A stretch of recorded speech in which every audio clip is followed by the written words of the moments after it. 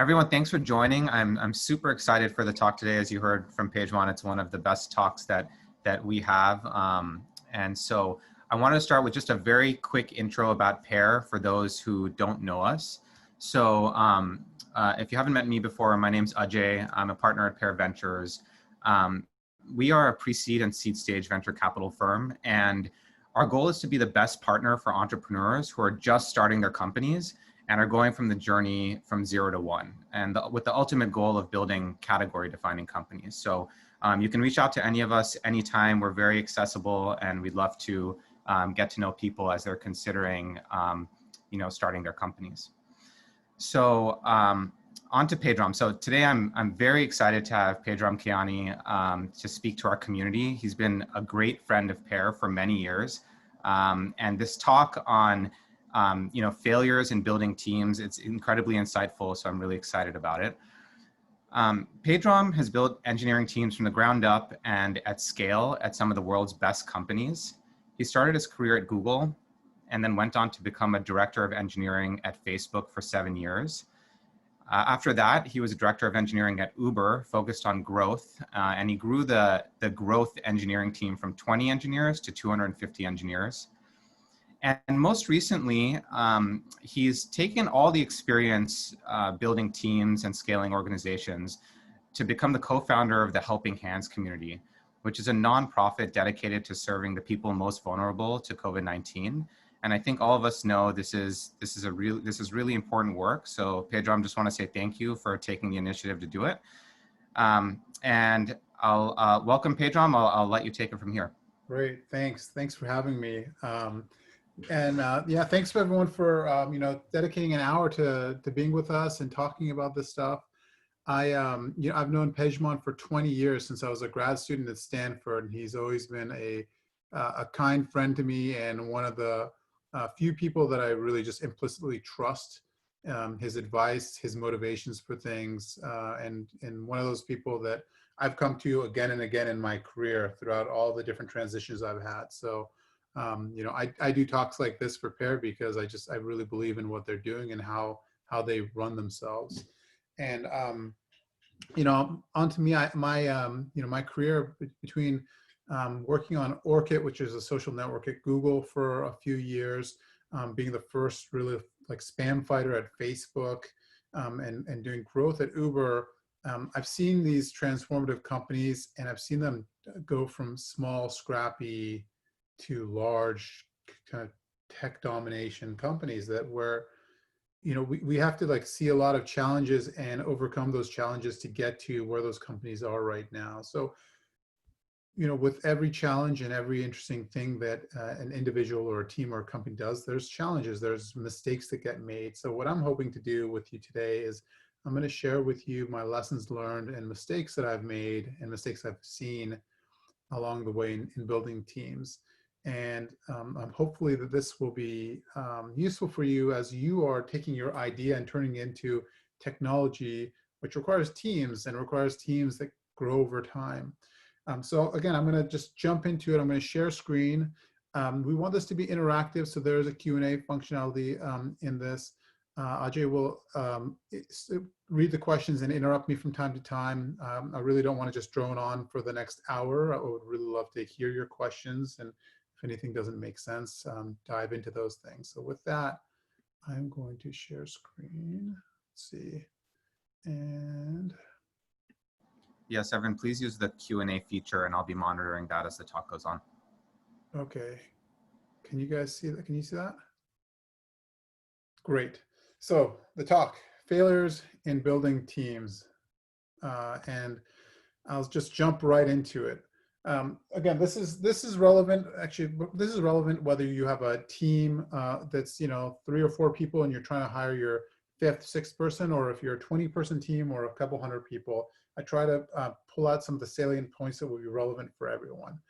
And so the first one, when you think about when you're starting off with your idea, and whether you're a sole technologist or you don't even have a technologist on team, the biggest challenge that I see a lot of teams make is they don't prioritize their hires, which means they're not thinking about what do they need to build, like what is the most critical thing they need to build. And oftentimes people are like, oh, I need, you know, an iOS engineer or an Android engineer.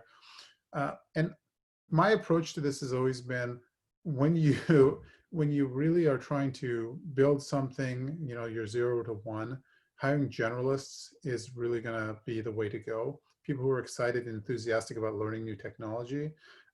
But even with that, you have to be able to prioritize what is the most critical thing for you to get right. And you know, I think a big mistake that people make is they think about this idea and say like, well, it has to scale. So they want to hire someone who's done scalable backends or really knows how to build, you know, cream of the crop frameworks for mobile. And I would say that that's not what you really want. You know, when you want to prioritize the work, it's prioritized for iteration, prioritized for people who can be very dynamic and gonna glue and duct tape things together until you get that product market fit, until you've answered your questions. So this is the biggest problem that I see a lot of people do, is they don't prioritize their hires for small teams and for large teams. The next big thing that I see, and I've made this mistake too, is when you're trying to build out a team, you really want to go for those pedigreed engineers. I want someone with 5 years of experience at a Google or a Facebook. I want someone who has, you know, built a robust backend, blah, blah, blah, XYZ before. And, you know, when you have a company that's reputable and people want to join you, you can get those people and there's no problem with getting those people. But when you're a young company and you haven't proven yourself, you know, oftentimes the people that you're more likely to attract are going to be the new college grads. They have, you know, just come out of school, maybe they have a year of experience.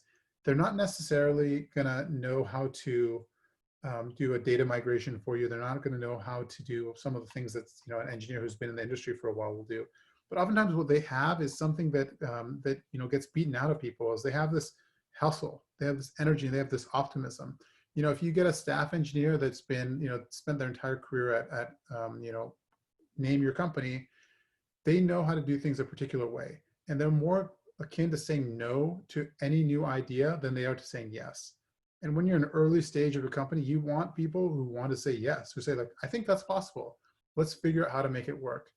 So my key takeaway here is, don't kill yourself trying to get the senior staff engineer from Google, because frankly, when you're small, you're not going to get that person. Get that bright-eyed, optimistic engineer from, you know, name your school that you think is great. Make sure that they have the technical foundations. Don't just hire like, you know, smiley face. You need to make sure that they're capable and they're willing, but don't underestimate the optimism that what can come out of that optimism. This next one, this really applies more to larger scale companies where you're hiring at scale. So when I was doing this at Uber, we were bringing in 2 to 3, 3 to 4 engineers a week. And we had a dedicated recruiting team just for the growth team. And the, you know, knowing your funnel, how many people are you reaching out to on LinkedIn and other forums? How many people of those are responding to you? Of those people, how many people are you getting to a phone screen? How many of those phone screens are passing to get to a full-on interview panel? And of those, what's passing? You need to know those numbers. If you're hiring at scale with massive amounts of people coming in, not knowing those numbers mean that you're wasting, you know, hundreds of hours a week of your recruiters' times, of your engineers' time, and that's like lost productivity. And when you have to grow quickly, that's just not acceptable. And so you have to treat recruiting like your job. If you're an engineering manager, if you're the founder of your company, you really have to treat recruiting as one of your primary jobs, because team building is really the job at that point. And so this is something that a lot of people overlook. This is like, you know, I remember the first time I really had to start engaging in these meetings. It was just a drone. I just wanted to get out of those meetings and get to the other stuff. And it wasn't until I realized that we were being so ineffective after a few months of being really ineffective that I'm like, oh, I really need to know this. And, you know, not just hold your recruiting counterparts accountable, but be a partner to them. Help them if they're having a hard time, for example, getting people to respond back to their LinkedIn or their emails, you know, putting in a teaser like, hey, look, our director of this or VP of this would love to talk to you. And if that person has some, you know, name recognition, you're much more likely to get an initial response back. And that can really fundamentally change the outcomes that you get. The most frustrating thing is you spend, tens of hours to get a handful of people to come in and interview with you, and you don't get them excited at the right stage and no one accepts your offer. That's just the worst possible outcome. So you need to know your hiring funnel. You need to know the pain points that your recruiters are dealing with. You need to know where your drop-offs are and be really thoughtful about tuning them. This applies mainly at scale, but even when you're a small 20-person company and that next hire is critical, you want to know, like, where are your recruiters having a hard time getting people? Pedram, we have a question here, Yes, please. which is there a balance of experience that you need to have on your teams?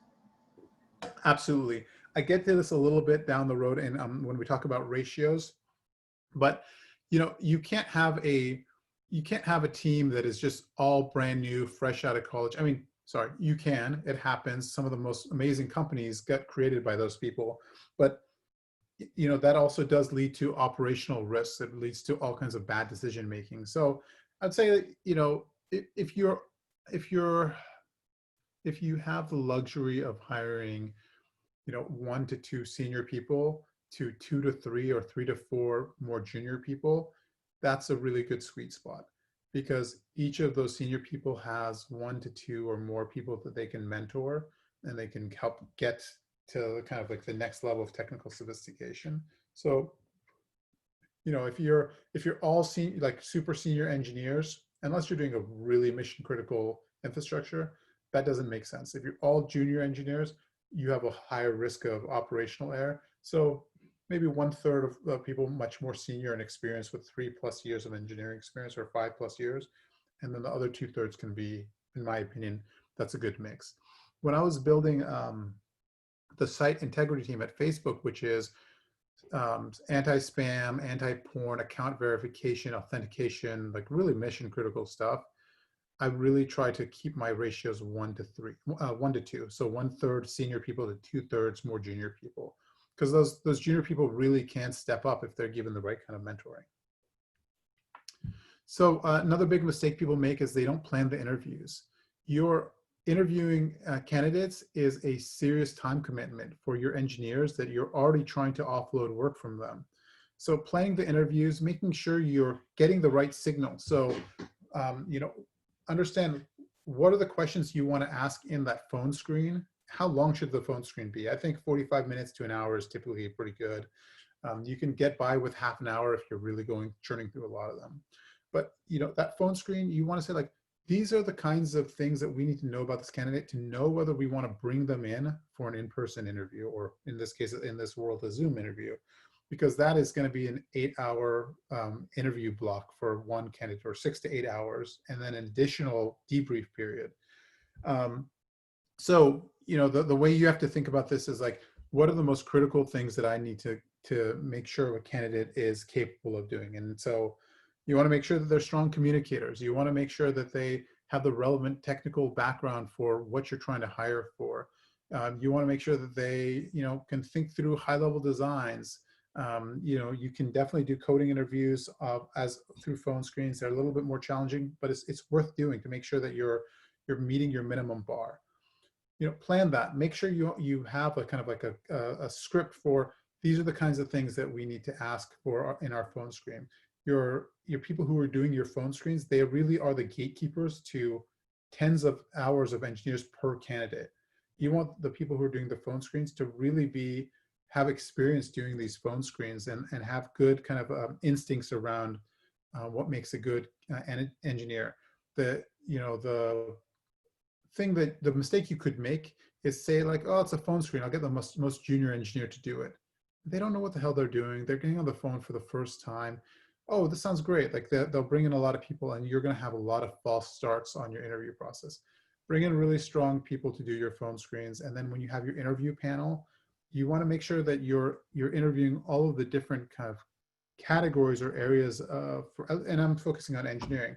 You want to make sure that you have done a section on architecture. Does this person know at a high level how to architect a system like Twitter or a weather.com or something like that?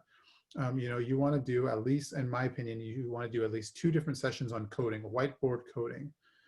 You want to do something that is not specifically focused on culture, but has culture elements into it, as in like, will this person get along with how we problem solve? Will this person get along with how we think about collaboration, with how we think about planning, with how we deal with risk and adversity? Those are like very fuzzy topics to touch on in an entire interview, one slot of an interview, but you want to get those kinds of questions answered. So make sure that you have a run book for how you do your interviews, for your phone screens, for your interviews. You want to interview train all of your people who are going in there and interviewing. So having people shadow experienced interviewers, having people reverse shadow people who are new to interviewing to make sure that they're asking the right questions, and making sure that your team is writing down notes and getting them in either in a Google Doc or whatever your recruiting software is that you're using sooner rather than later, so you don't lose that signal, because you're putting a pretty big time investment in there. So that's a big mistake, is people don't plan the interviews properly. Pedram, another question here, Yes. Which is, what are your favorite strategies to screen and evaluate folks with less experience? For example, NCGs. People with less experience, they don't, unless, even if they've done an internship, they don't have experience with some of the kinds of problems that you would expect.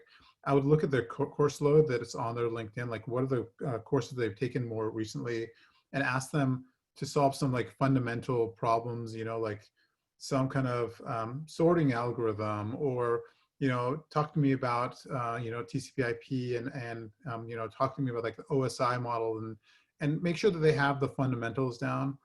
A good kind of just screening question, which gets people comfortable, is ask them to explain their last internship for you.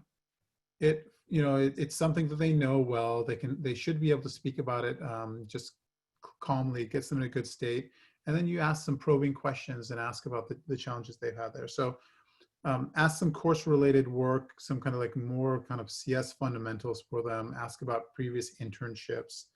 But even those people, you can get a sense of like, how would this person be to work with? What's their communication style? Are they able to articulate a problem well? Are they able to articulate their vision well? That's how I would go about it. And you have to be a little bit more kind and forgiving for a new college grad, because they haven't done this 3 or 4 times. They may be nervous about something. They may be just nervous in general. So give them a little bit more time. I never jump right into an interview. I always do introductions. I introduce myself. I ask them to introduce themselves. Even if I've read their LinkedIn 2 or 3 times, I want them to like speak about something they're comfortable with. I want to give them the best possible opportunity to, to be at their best. So that's my new college grad interview strategy. I don't have anything really specific there. I mean, it's kind of like you play it by ear. Okay, so here's a problem I've seen happen at every company that I've been at, where at some point you get in a hiring crunch. Your systems are falling over. You are just way behind on all your plans. And if you put and I've seen this happen at the engineering manager level, where an engineering manager is just like dying for people. And so they put themselves on the interview loop, and they interview like all the possible candidates, and they're a yes for almost everyone. Their bar is too low because they're so goddamn desperate. And so I would say that the worst mistake, one of the worst mistakes that you can make, is saying we don't have enough people. We are way behind XYZ, whatever your justification is. This person is good enough. And it's a really challenging situation to be in. I get it. I've been there. But when you make this trade-off, when you hire a B-level person for your company, that person, that forever is the highest bar that you're going to be able to achieve at scale for hiring. Because B people know other B people and C people, and they're high quality coworkers at previous companies. They're not going to want to necessarily work with someone who isn't great. So you're going to make a lot of bad technical decisions as a result of having a lot of like lower caliber engineers at scale And it's just never a good trade-off to make, especially for a young company. You know, I mean, I think, and this is easier for me to say because I've been there and done that a couple times, but like if I'm a young founder and I have to pick between building out a mediocre team and just killing the idea, like just shooting it in the head and walking away, I think I would just walk away. Because again, even at the end of the day, like these are people you're going to be working with every day. And I don't have a real high tolerance for working with people who are just like not A plus, not really like excited and enthusiastic. So just keep this in mind when you're desperate and you have that next hire and they look kind of right. And I'll speak to this in this next point, which is, you know, a big mistake people make is they ignore their instincts. They get desperate, they get depressed that they can't hire the best people. Someone looks okay-ish on paper, but there's something that's just like gnawing at you. Like there's something wrong here. This person's resume looks really like there's just something that's the mismatch between what they said and what's on their LinkedIn. And, you know, just, you know, this is, again, I've made this mistake myself where I've ignored my instincts and it has bitten me hard. I've hired people, they sounded okay on the interview, but there's something that didn't make sense. And actually the worst case scenario of this is I had to fire someone in their first week of the job. And this is, you know, like that's not a situation you ever want to be in. Hiring people sucks. As a manager, it sucks to fire people. For them, it sucks too. They leave their previous job, they make a commitment to you, and they're an absolute, you know, abysmal fit, and you have to let them go. It's very jarring on the team. You know, like the you know, the worst thing you can do is fire someone early on because your team is going to be suffering from it. They're going to have questions. They're going to understand. They're not going to know why. They're going to think, oh, are we doing layoffs? Am I going to be the next person? So hold your bar high. Don't ignore your instincts. The next big mistake you can make. I'm going to give you. Oh yeah, questions. Few questions here. Yeah, a couple questions. So, do you have any like measures for a mediocre team hire? Anything like off the bat that are rules of thumb for you? Mediocre team hire. Well, yeah, I mean, there's a couple of things. This goes to mediocre team hires and your instincts.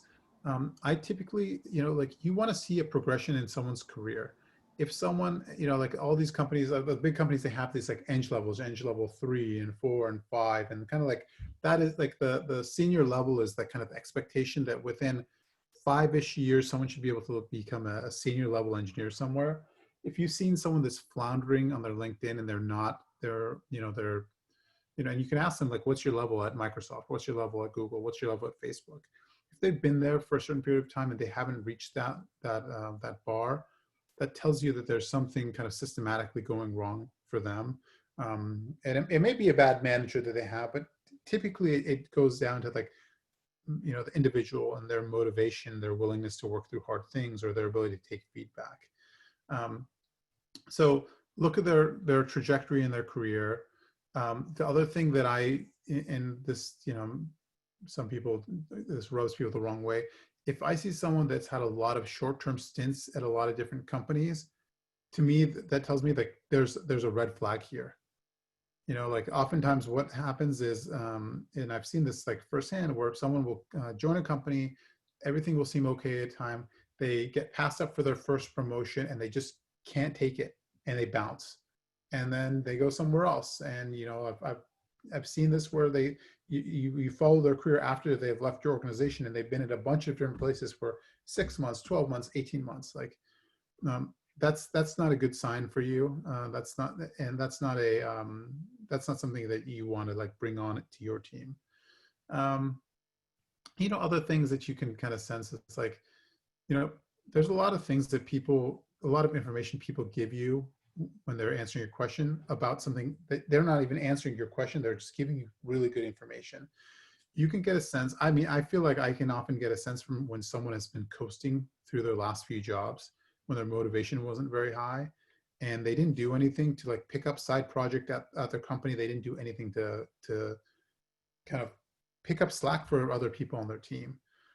You know, and that to me is a mediocre hire. Even if they're the smartest person on earth, a smart, lazy person is like, you know, I believe more useless than a hardworking person that's less intelligent. So those are my kind of high level things: is track their career, look what they've been doing, how long they've been in different places, how they've hit different milestones in their career, how do they talk about their projects, do they seem apathetic to problems that were happening. Like I think one of the great, I don't want to kind of give away this interview question, but one of the really significant signals that you get from someone is ask them to describe a really challenging situation they had in the workplace. And it has to involve some kind of conflict, whether you disagreed with someone on something or you just couldn't, compromise, something where you couldn't get to a good place with someone else. And then they describe the situation. Oftentimes people will disparage their coworkers if they are not great team players. And if they don't, ask them basically like, okay, so what did you get wrong in this thing? What was your takeaway and what is the lesson that you learned? The people that don't learn a lesson from like the most challenging work experience that they had, I don't want those people on my team.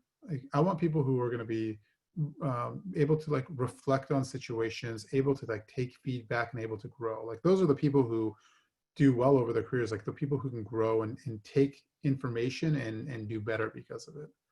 So I kind of rambled onto that question. I hope that was a good answer.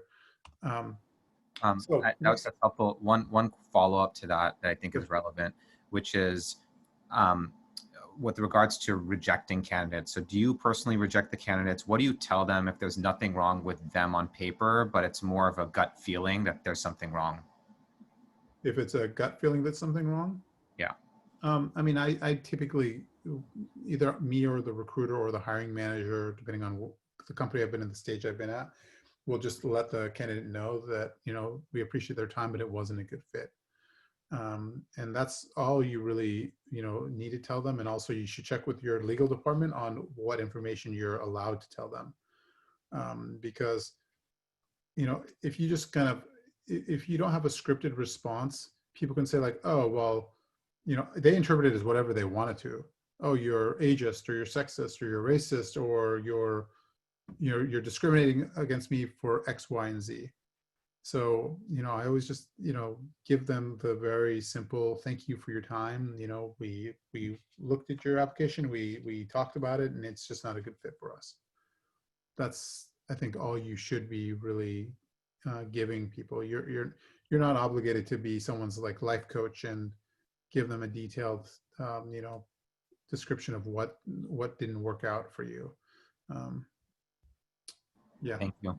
But again, if you have a legal department, you talk. I'm not giving anyone legal advice on how to talk to rejected candidates. I think this is another really challenging issue, which is hiring a brilliant jerk.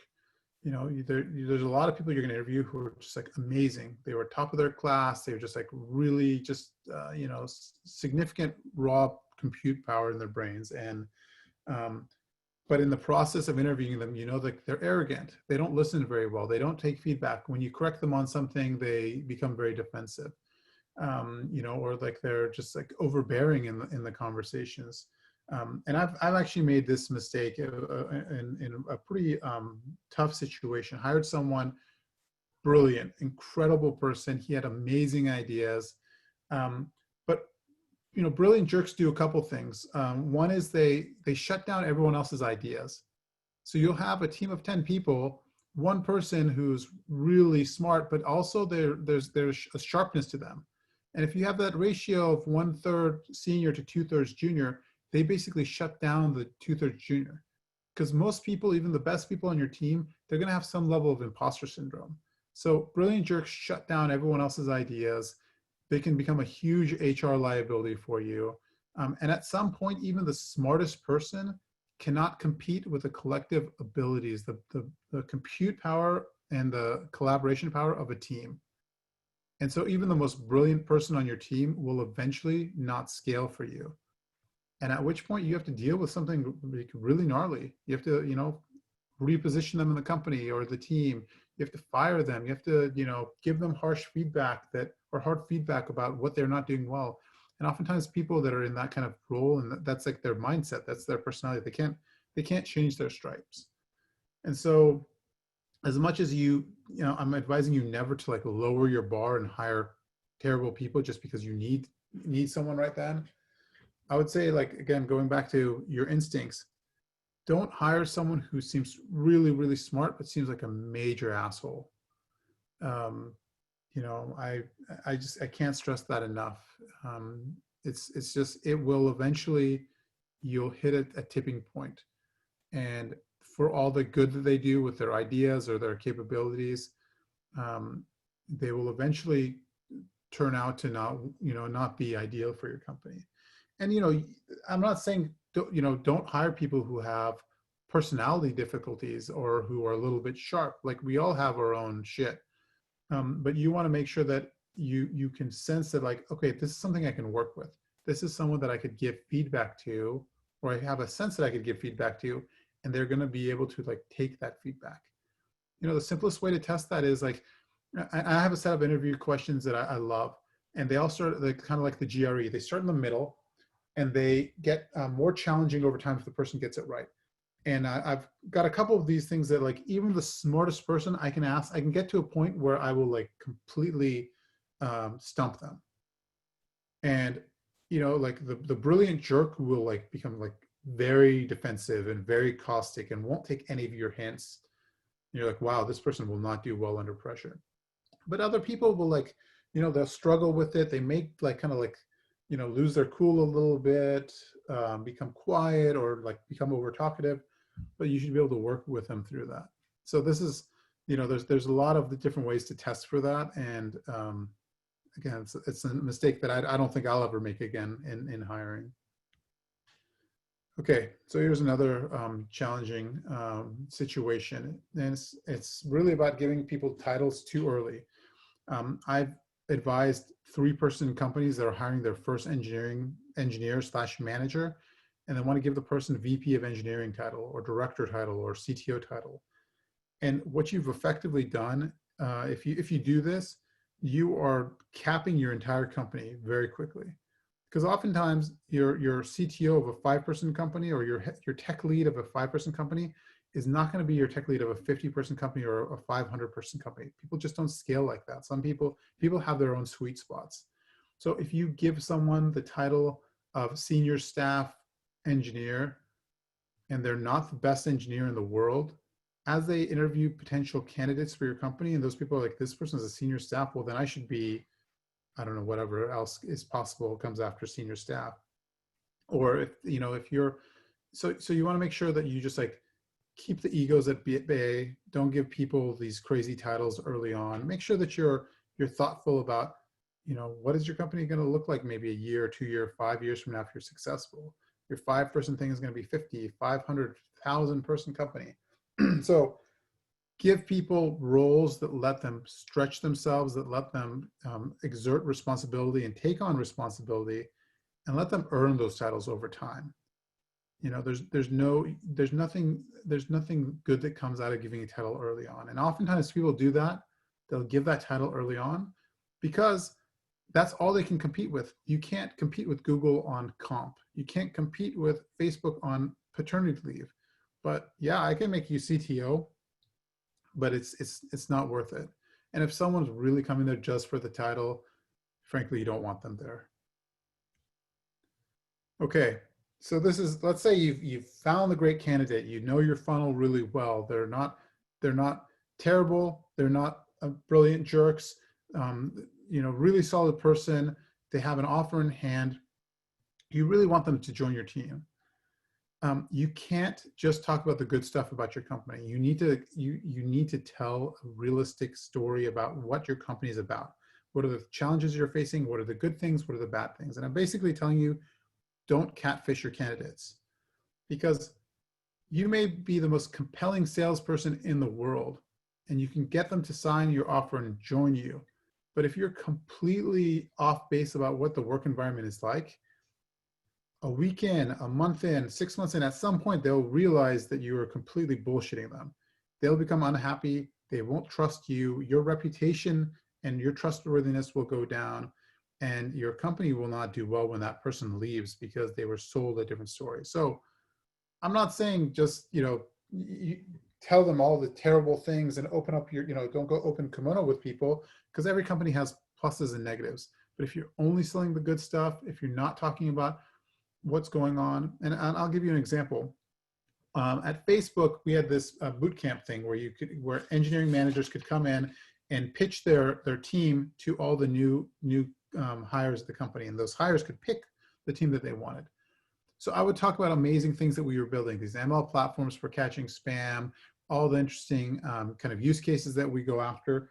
But then I would say, like, hey, by the way, it's very likely that on a Friday night at 9 p.m., we're going to have a crazy spam attack. We're going to have like some kind of a vulnerability come up. My team, we work harder than a lot of other teams. We work crazy hours. We work on the weekends. We work during holidays, because that's when shit hits the fan for us.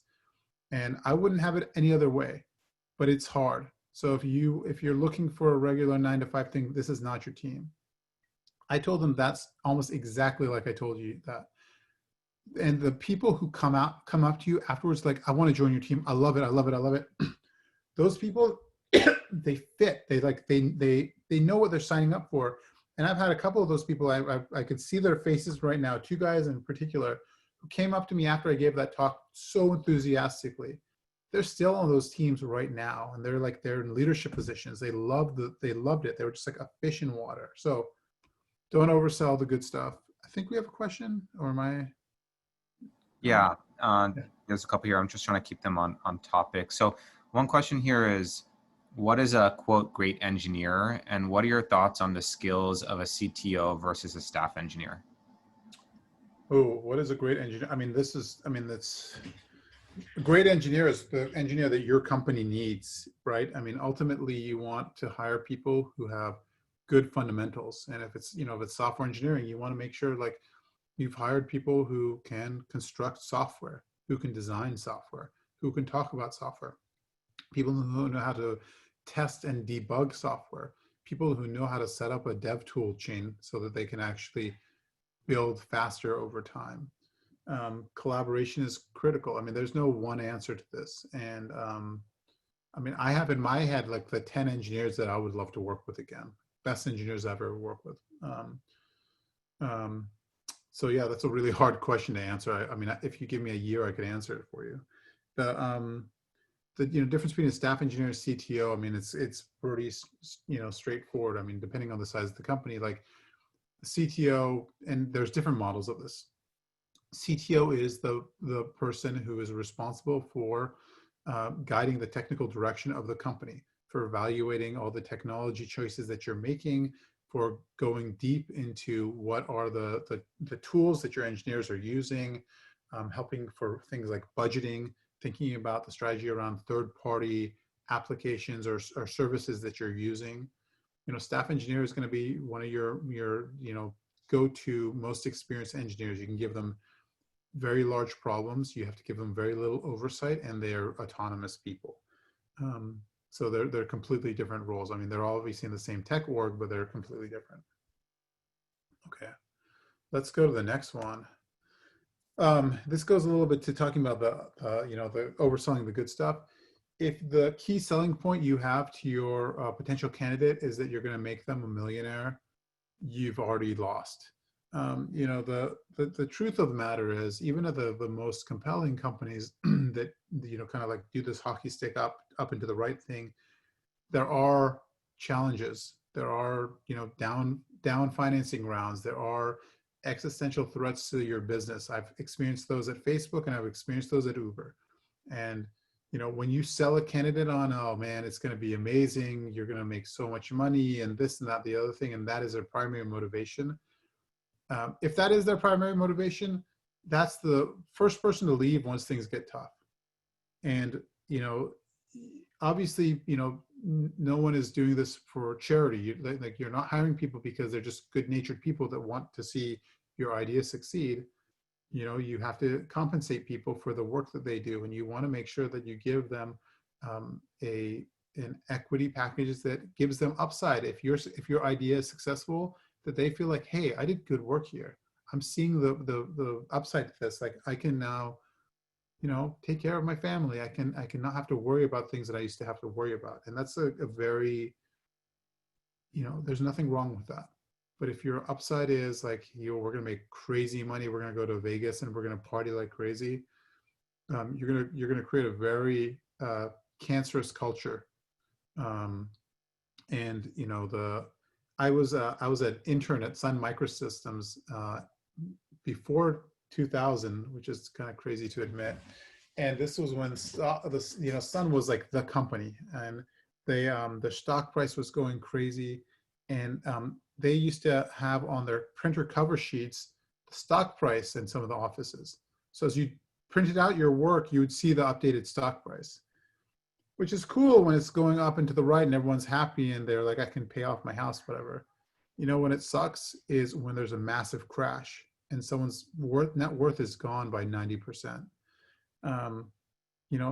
Even if you don't have downside, like even if you don't have a lot of downward problems, you just don't want people who is like focus every day is on the financial side of it. It distracts people even when things are going up. I remember at Google, there were, like massive amounts of wealth got generated for lots of people. And people were so humble. I remember like this was my first job. I joined like 6 months after their IPO there. And I was working next to people who had made, God knows how much money. And they came to work every day. They were motivated. No one talked about the stock price or any of that other bullshit. And I was very thankful that that was how Facebook was too.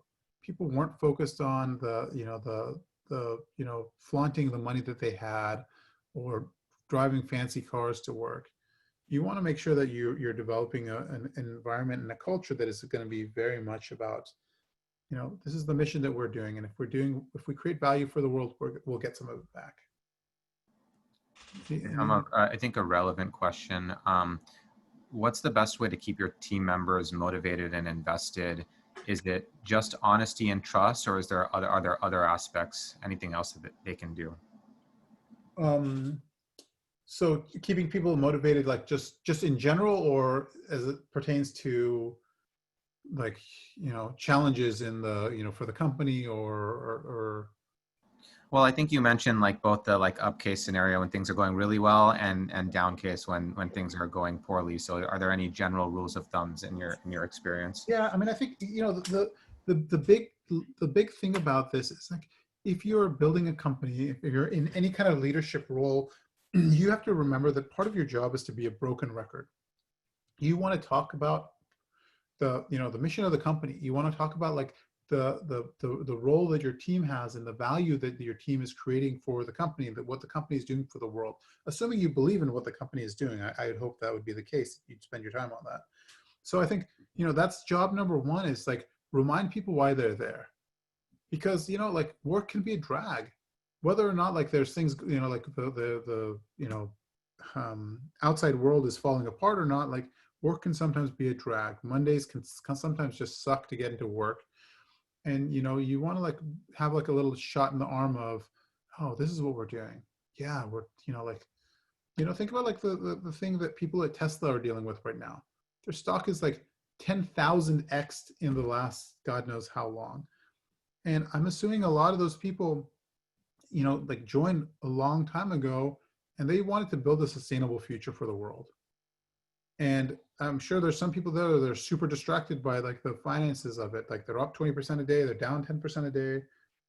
But the people like the true believers who are like, look, we can't live off of gas forever on crude oil. We have to build this electric future. Those are the people who I bet you are doing incredibly well right now. Tell your stories, remind people about your mission, remind people about the value you're creating in the world, live it, talk about it, and just be transparent about like what is going well and what's going poorly. What are the challenges that we as an organization have to overcome so that we can accomplish this mission? Because, I think one of the best motivators, at least for me in the companies that I've worked with, is remembering that the world is trying to kill you. If you think about Facebook now with 2 billion people, it's kind of laughable to say, like, in the early days, we did not have product market fit.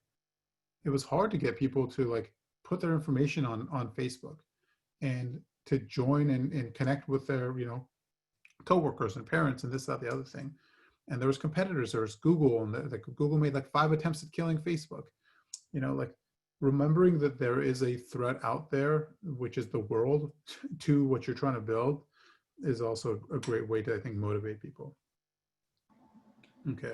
Great. Thanks, Pedro. Just time check. We have about 10 minutes left. I want to make sure Ooh. you can get through all your I'm stuff. going to go much faster. All right. Okay. So getting your ratios right and wrong. When you're hiring a team, again, we talked about the ratios of senior to more junior people. You also want to make sure that you have the right ratio of engineering managers to engineers.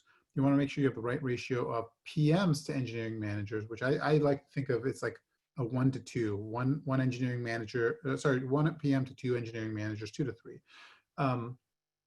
And making sure that you're not getting behind when it comes to hiring managers. If you're hiring engineers and you have no plan for hiring managers, you're going to end up with poorly trained managers who have like 20 engineers, and that's really kind of challenging to get anything meaningfully done there. So you need to be thinking about your ratios, just like you're thinking about your hiring funnel and your lead times. You can actually start to project, how long does it take me typically to hire an engineer? How long does it take me to hire an engineering manager, an engineering director, a senior director, whatever it is? And you need to be planning for those things. So I would always say, like, once you start getting into like the 40s, 50s, 60s engineer in terms of like company size, start to build out a model of like how long it take and plan ahead. Don't be thinking like a week from now, a month from now, or a quarter from now, thinking like 6 months from now, 9 months from now. Onboarding. As an engineering manager, I always made sure that at least every 6 months, I would wipe my system down and I would onboard as a brand new person. I would take on tasks and I would make sure the documentation is in good state, that it doesn't take people a long time to get onboarded, to be able to like write code and get it out there. Like this is an important area, because if you're spending all this time to get people to come to your company, you want to make sure that the onboarding process is really awesome. And also it's a great opportunity for you to make sure that all of your documentation for getting engineers up to speed is living documentation. So use wikis or Google Docs, whatever you want to use, but make sure that people, when they join your company, then they know that those are living documentation. If you see something that's broken or that's changed, update it.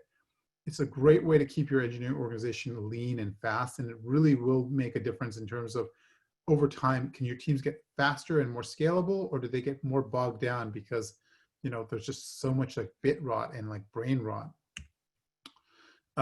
Operational tools, we're going to skip this if we only have 10 minutes. And then another big mistake that people get is they don't focus on culture. And I'm not saying, and people mistake culture for free food and health benefits. That's not what it is. Culture fundamentally is, how does your team work? How do you solve problems? How do you deal with ambiguity? How do you resolve conflicts? How do you think about transparency and openness? Culture is like this thing that everyone likes to talk about, and I'm a culture expert, this and that. Like, it really boils down to those hard moments.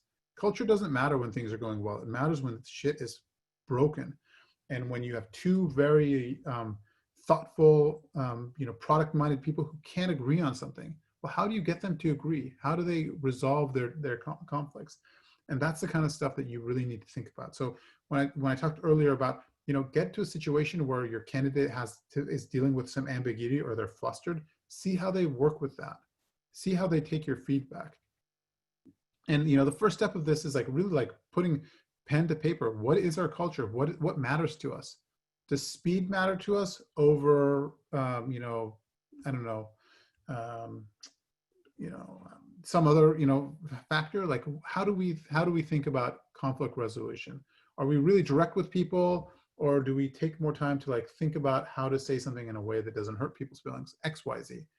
Think about culture. Think about interviewing for it, because if you don't, and you just hire like all these people from Amazon, what you end up with, you're going to get Amazon's culture.